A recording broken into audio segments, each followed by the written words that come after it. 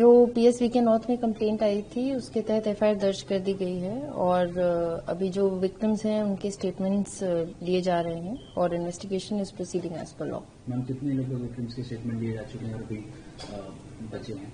देखिए नंबर देना उचित नहीं होगा क्योंकि इन्वेस्टिगेशन स्टिल ऑनगोइंग है, स्टेटमेंट्स अभी भी लिए जा रहे हैं but we are progressing in the investigation. एक सवाल ये है कि काफी लंबे टाइम से मतलब करीब अगस्त से केस रजिस्टर हुआ है, बाबा का क्या पता चल पाया आप लोगों को? लास्ट लोकेशन पता हो, पुलिस ने संपर्क किया हो, कुछ उसने वर्बली तौर पर बताया हो, रिटर्न तौर पर कुछ बोला हो पुलिस से?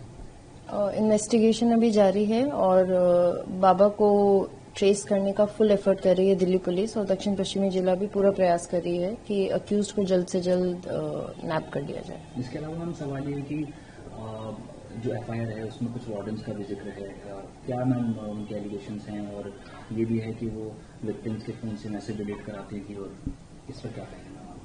जो इन्वेस्टिगेशन और एज पर लॉ देखा जाए तो जो भी को अक्यूज्ड हैं, चाहे वो वार्डन्स हो, चाहे फैकल्टी हो या किसी के भी अगेंस्ट अगर एलिगेशन होगा तो it will be proceeded as per the merits of the case and सबका रोल अभी एग्जामिन किया जा रहा है। इनसे पूछताछ हुई है मैम वार्डन्स वगैरह से? Investigation is ongoing in the matter. इसके अलावा हम सवाल ये है कि सीसीटीवीज के बारे में ये कहा जा रहा है कि लड़कियों के वॉशरूम्स के बाहर सीसीटीवी लगे हैं, तो इसके बारे में मैम क्या कहेंगे? क्या उसकी पोजीशनिंग है सीसीटीवीज की इस इंस्टीट्यूट के अंदर?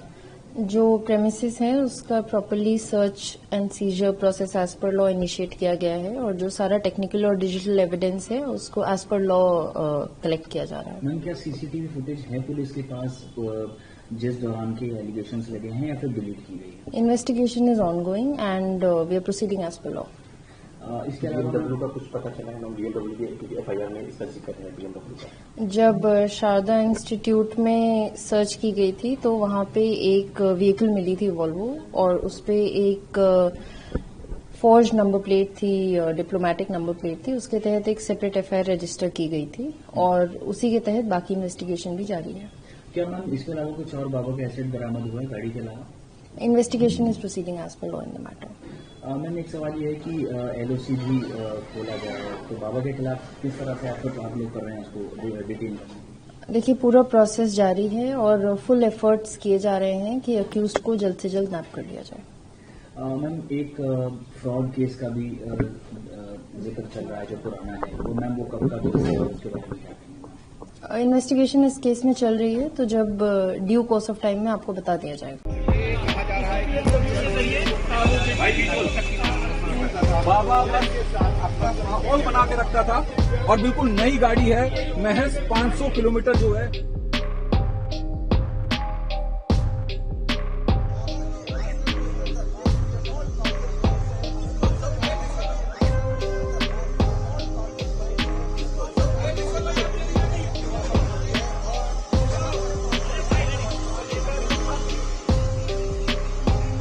यहाँ से जैसे वॉक के लिए निकलता था अपने उससे, तो मैं यहाँ से जैसे आप सिक्योरिटी देखते हो बाउंस से, मतलब हमेशा ऐसे, क्योंकि इसमें 2 गेट है, एक गेट क्लोज करके दूसरा मतलब ऐसे हाई प्रोफाइल, मतलब जैसे वीआईपी कोई प्रधानमंत्री भी नहीं रहता होगा जिस तरीके से यहाँ पे उनकी सिक्योरिटी होती थी हमेशा। उनको जब बाहर जो कभी होता था तो उनको लोगों को हटा दिया जाता था कि स्वामी जी निकल रहे हैं, तो वो अंदर ही रहते थे, तो कभी मुलाकात तो मेरी उनसे हो नहीं पाई। पर बीच में जब मैं एक बार उनके इंटरेक्शन के लिए गया तो बेसमेंट में बुलाया था, तो बेसमेंट में उन्होंने देखा, मतलब कैबिन्स टाइप में बना रखे हैं, रूम्स के अंदर रूम उस टाइप के, तो उनका वो बना हुआ था।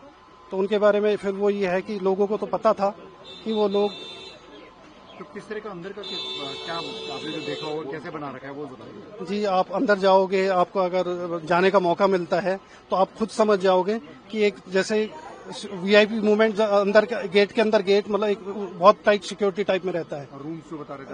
हाँ जी, बेसमेंट में होता था पहले रूम्स, अभी ये बीच में रेनोवेशन पे भी गया, फिर ये रेंट पे भी आधी बिल्डिंग है, इसमें मठ भी है, तो 3-4 मतलब चीजें चलती थी इकट्ठी, तो इसमें सारा ऐसे चलता था। तो बाबा के बारे में लोगों को यहाँ पे पता था पर लोग बोलते नहीं थे खुल के। भाई बाबा वो तो हम इतना है कि यहाँ जब थोड़ा निकलते जुलते थे तो बातें तो हम यहाँ सुनते ही थे, ठीक है ना। तो इसकी कोई जनरल सेक्रेटरी जो इसमें बना रखी थी वो बेचारी रहती थी C9 में, फ्लैट नंबर 9525 9525 में। तो बाबा रोज जाकर वहाँ खड़ा हो जाए।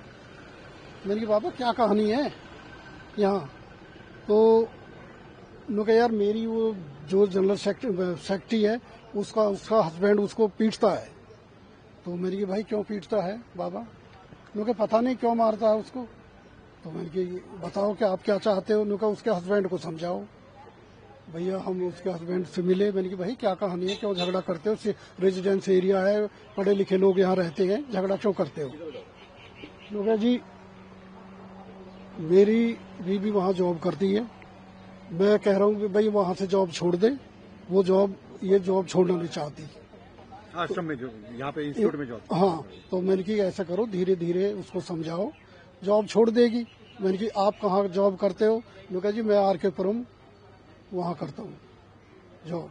ये तो ने कहा कि भाई मैं अब क्या करूँ अंकल जी? मैंने कहा भाई तू अपने बच्चे ने लेकर निकल जाए यहाँ से। वो अपने बच्चे ने रात को लेकर निकल गया और इसी ने फिर उस पे आरोप लगा दिया कि मेरी इसमें फाइल थी, मेरे बर्तन थे, फलाना था, इतना मेरे सामान को ले गया।